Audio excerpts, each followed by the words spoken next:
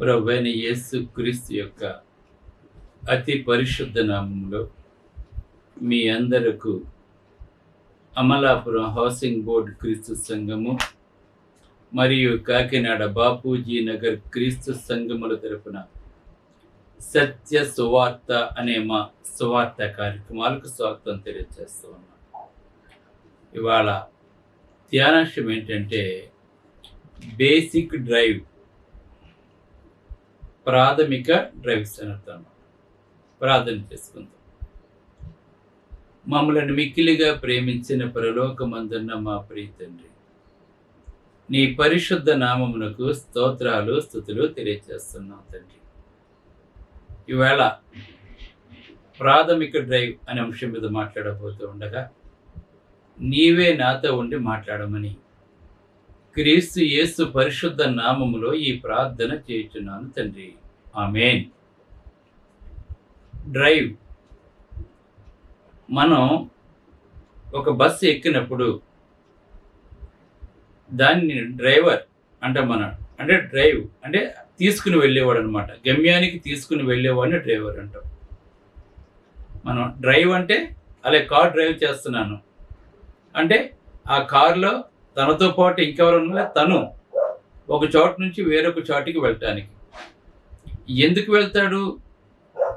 చదువుకోవటానికో, ఉద్యోగం చేయటానికో, లేదంటే ఒక ముఖ్యమైన కార్యక్రమానికి హాజరవ్వటానికో, దేనికో దానికి వెళ్తాడండి అతను.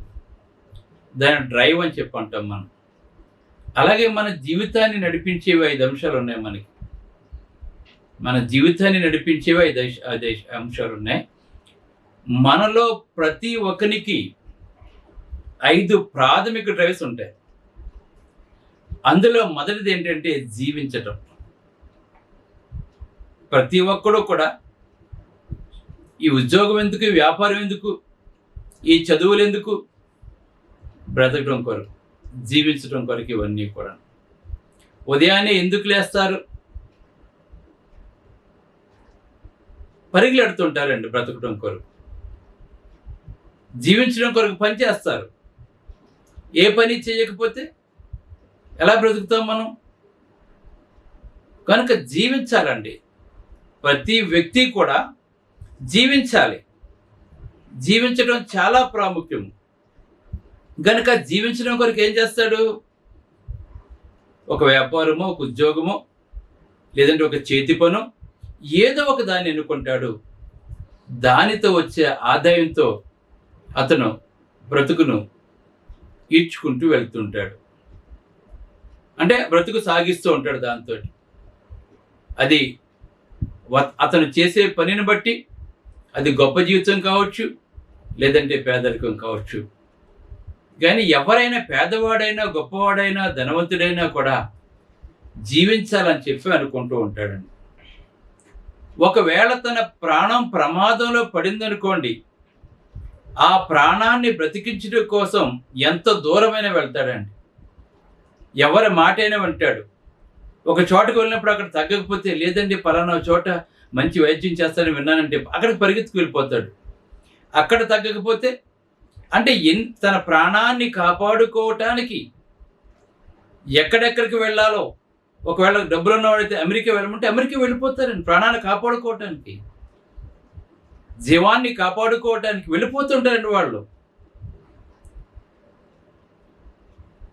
అంతేకాకుండా రిస్క్ కూడా చేస్తారు. ఎంత రిస్క్ అయినా చేస్తారండి వాళ్ళు ఆ ప్రాణాన్ని కాపాడుకోవటానికి.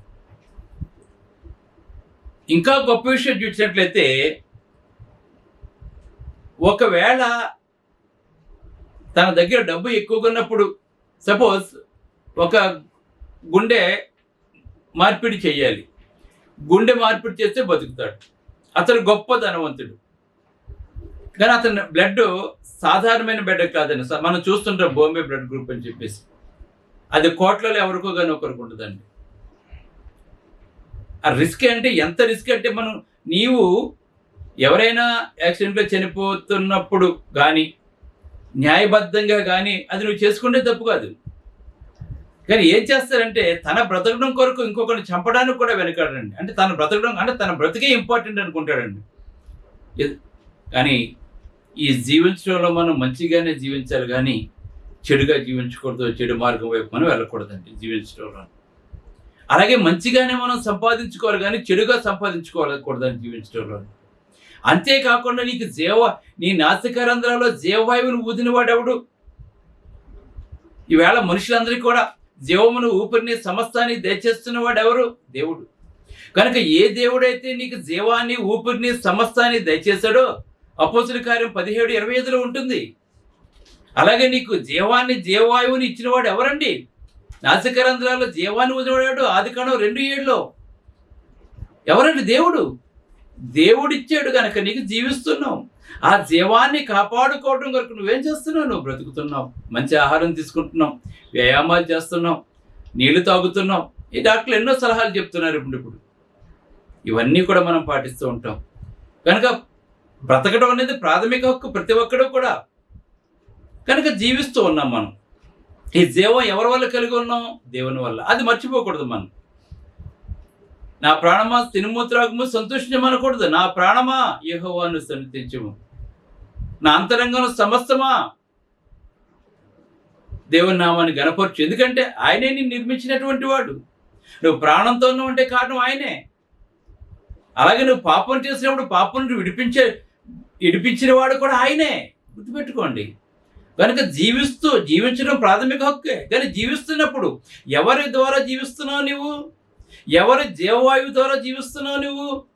దేవుని యొక్క జీవవాయువు ద్వారా నువ్వు జీవిస్తున్నావు కనుక ఆ దేవుని కనపరచు, ఆ దేవుని కీర్తించు, ఆ దేవుని ఆత్మతో సత్యంతో ఆరాధించు. ఇది మొదటి పాయింట్, జీవించడం. రెండోది ఏంటంటే ఒకరితో ఇంకొకరు. మనిషి ఒంటరిగా జీవించలేడండి.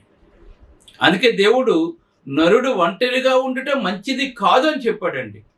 ఒకడు బ్రతకలేడండి, ఒకడికి మనుగడ ఉండదండి ఒకడు జీవిస్తేనే. అందుకే ఇద్దరి కూడి ఉండటం మంచిదని చెప్పాడు దేవుడు. అందుకే సాటి అయిన సహాయంగా తన పక్కటెముకని స్త్రీగా చేశాడండి. గమనించండి ఇక్కడ దేవుడు. అంటే నరుడు ఒంటరిగా జీవించలేడు. అందుకే స్త్రీని కానీ పురుషుని కానీ చేశాడు దేవుడు. వారి ద్వారా దేవుడు కుటుంబాన్ని ఇచ్చాడు దేవుడు. మనం ఒంటరిగా జీవించడం. నువ్వు ఒక్కసారి ఒంటరిగా కూర్చుని చూడు, ఎవరితో సంబంధం లేకుండా ఎక్కడికైనా వెళ్ళిపో, ఒంటరిగా ఉండు. నీ జీవితం ఎలా ఉంటుందో అర్థం చేసుకో. నీ కుటుంబంతో ఉండు, అది ఎంత హ్యాపీగా ఉంటుందని అర్థం చేసుకో. నీ కష్ట సుఖాల్లో పాలు పంచుకుంటూ. కనుక ఒంటరిగా ఉండలేడు కనుక దేవుడు ఏం చేసి ఇతరులతో ఒకరితో ఒకరు ఉండాలి. అలాగే మనము కూడా ఈ లోకంలో జీవిస్తున్నప్పుడు ఒకరితో ఒకరు జీవించాలి, కలిసి జీవించాలి తప్పకుండా. అందుకే భర్త, భార్య, పిల్లలు, ఒక కుటుంబం, అలాగే సంఘము, ఇరుగు పొరుగు వారు, బంధువులు, స్నేహితులు, ఇవన్నీ కూడా దేవుడు మనకిచ్చాడు. మనకి ఇలా ఉన్నప్పుడే మనం సంతోషంగా ఉంటాం. మనం దేవుడు జ్ఞానంతో చేశాడు దేవుడు. కనుక ప్రాథమిక డ్రైవ్ సీట్ జీవించటం, అలాగనే ఒకరితో ఒకరు జీవించటం. నువ్వు ఒంటరిగా జీవించలేవు కనుక సాధ్యమైతే అందరితోటి సఖ్యత కలిగి జీవించు. అందరితోటి సఖ్యత కలిగి జీవించు. వివాదాలు లేకుండా జీవించు. ప్రేమతో జీవించు. దేవుడు చెప్తున్నాడు అది మంచి జీవితం అండి మనకది. అలాగనే ఇంకొకటి ఏంటంటే ప్రేమించటం, ప్రేమించబడటం. నువ్వు ప్రేమించాలి, మళ్ళీ ఒకరి చేత ప్రేమించబడాలి. అందుకే ఆదాము ఒంటరిగా ఉన్నప్పుడు తను ఎవరిని ప్రేమిస్తాడు? జంతువులనా, చెట్లనా, పక్షులనా, దేని ప్రేమిస్తాడండి అతను? కొన్ని మళ్ళా తిరిగి ప్రేమిస్తాయో? ఒక చెట్టు ప్రేమిస్తుంది, మళ్ళా తిరిగి ప్రేమిస్తుందా? అందుకే దేవుడు సాటి అయిన సహాయంగా చేశాడు. అవ్వను చేశాడు. ఆదాము అవ్వను ప్రేమించాడు, అవ్వ ఆదామును ప్రేమించింది. గమనించండి. అంటే ప్రేమించాలి, ప్రేమించబడుతూ ఉండాలి. అలాగే మనం కూడా సమాజంలో ప్రేమించబడుతూ ఉండాలి. మన సమాజంలో ఉన్న ప్రేమించాలి, మన కుటుంబాన్ని ప్రేమించాలి, మన బంధువులు ప్రేమించాలి, మన స్నేహితులు ప్రేమించాలి, మళ్ళీ ప్రేమించబడాలి. ఆ ప్రేమించబడినప్పుడే ఒకరి కష్ట సుఖాలు ఒకరు పాలు పంచుకుంటాం. మనం ఒక ఇంట్లో కార్యం జరిగిందంటే అనేక మంది ఎందుకు వస్తున్నారు? నేను ప్రేమిస్తున్నాను కనుక వస్తున్నావు. నువ్వు వాళ్ళు ప్రేమించే కనుక నువ్వు మళ్ళీ వాళ్ళు తిరిగి నిన్ను ప్రేమిస్తున్నారు. మనం సంఘజీవులు, మనం గుర్తుపెట్టుకోవాలి. మనం అందుకే ప్రేమించాలి, ప్రేమించబడుతూ ఉండాలి మనం ఎప్పుడూ కూడా. దేవుడు చెప్తున్నాడు ఇది. యేసుప్రభు అందరినీ ప్రేమించాడండి. మనం కూడా అందరినీ ప్రేమించాలి. దేవుడు చెప్తున్నాడు. యేసుప్రభు నిజంగా ఎలాగైతే ప్రేమ కలిగి ఉన్నాడో మనము కూడా అటువంటి ప్రేమనే మనం కలిగి ఉండాలి. మనం అలాగే బ్రతికినంత కాలము కూడా మనం విరోధాలు పెట్టుకుని ఒకరినొకరు చూసుకోకుండా అలా ఉండకూడదు మనం. అది క్రైస్తత్వం కాదండి. అది అందులో మంచి లేదండి అది. అందుకే ఇంకొకటి ఏంటంటే సక్సెస్ఫుల్ లైఫ్. ఆ సక్సెస్ఫుల్ లైఫ్ అంటే ఏంటనమాట, జీవితంలో సక్సెస్ అవ్వాలి మనం. ఎలా సక్సెస్ అవుతాం మనం? సక్సెస్ అవుతూ ఉండాలి. ఎలా సక్సెస్ అవుతుంటాం మనం చేసే పనిని బట్టి మనం సక్సెస్ అవుతూ ఉంటాం మనం. ఒక్కొక్కసారి సక్సెస్ అవ్వాలంటే ఏం చేస్తుంటే రిస్క్ చేస్తుంటారు జనాలు. ఇప్పుడు సక్సెస్ అవ్వాలంటే మంచిగా సక్సెస్ అవ్వచ్చు, చెడుగా సక్సెస్ అవ్వచ్చు అండి. ఒకడు నీతిగా బ్రతకొచ్చు, నీతిగా సంపాదించుకోవచ్చు, గొప్పవాడు అవ్వచ్చు. ఒకడు అవినీతితో బ్రతకొచ్చు. చూడండి, మళ్ళీ ఇక్కడ తేడా మళ్ళీ జీవితంలో సక్సెస్ అవ్వాలంటే చాలా మంది సక్సెస్ అవ్వలేకపోతున్నారు. వీళ్ళు ఎందుకు అవ్వలేకపోతున్నారు? అవినీతిని అవలంబించలేక. అవినీతి చేసినప్పుడు జీవితంలో పైకి వెళ్ళిపోతున్నాడండి. వీళ్ళ అవసరం తొక్కుకుంటూ వెళ్ళిపోతాడండి. గమనించండి ఇక్కడ మనం. కనుక ఈ సక్సెస్ అనేది ఎలా ఉండాలంటే ఒకరిని బాధ పెట్టకుండా నీ సొంతంగా న్యాయబద్ధంగా సక్సెస్ అవ్వాలి మన జీవితం. అంతెందుకండి, ఏదైనా తోటలో దేవుడు మీరు అన్ని తిండి, ఈ తోటలో పలానా మధ్యలో ఉన్నది తినొద్దని చెప్పాడు దేవుడు. ఆ తింటే ఏంటి? సాతాను ఏం చెప్పాడు? నిజమే, కళ్ళు తెరవబడితే మీరు దేవతల్లాగా అయిపోతారు అన్నాడు. చూసారా, తను మామూలు స్థితిలో ఉండటానికంటే రిస్క్ చేస్తుందండి అక్కడ అవ్వ.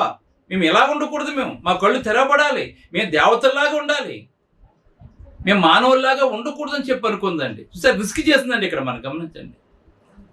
రిస్క్ చేయడం అనేది తన పాపం చేయటమే కాకుండా మానవాళ్ళందరినీ కూడా పాపంలోకి నెట్టివేస్తుందండి తను. ఇవాళ చాలా మంది ఒకడు తప్పు చేస్తాడు, ఆ తప్పు దాన్ని మళ్ళీ అందరూ అవలంబించాలి. అంత ఎందుకండి, ఎవడో మొట్టమొదటి సెల్ఫోన్ ఇలా మెడపక్క ఇలా ఎట్టుకుని ఇడిగిపోయిన మెడలో పెట్టుకుని డ్రైవ్ చేయడం మొదలు పెట్టాడు. ఈవేళ అందరూ చేస్తున్నారు. చూసారా, దానివల్ల ఎంత ఇబ్బంది తెలుసండి. చెడు అలా వచ్చేస్తూ ఉంటుంది. రిస్క్ చూసారా, అది రిస్క్ అని తెలుసండి వాడికి, అలా పెట్టుకోకూడదని తెలుసండి వాడికి. అలాగనే అవ్వ దేవతల వల్లే ఉంటావు, మీ కళ్ళు తెరవబడతాయంటే రిస్క్ చేసేసిందండి దేవుని మాట వినకుండాను. ఈవేళ మనం దేవుడిచ్చిన బ్రతుకుని దేవుని మాట వినకుండా రిస్క్లో పెట్టుకుని పాపంలో పడిపోతున్న మానవుడు. వేళ మానవుడు ఎందుకు పాపంలో పడిపోతున్నాడు? ఎంత గొప్పగా వెళ్ళిపోవాలి, గొప్పగా ఉండాలి, దేవుని కంటే గొప్పగా ఉండాలని చెప్పి అనుకుంటున్నాడు అండి అతను. అందుకే నెబుకద్నెజరుతో మాట్లాడుతున్నాడు, నువ్వు దేవుని కంటే పైగా ఉండాలని చెప్పి నువ్వు అనుకున్నావు, అందుకే నేలని ఎంటేసానని చెప్తున్నాడు దేవుడు.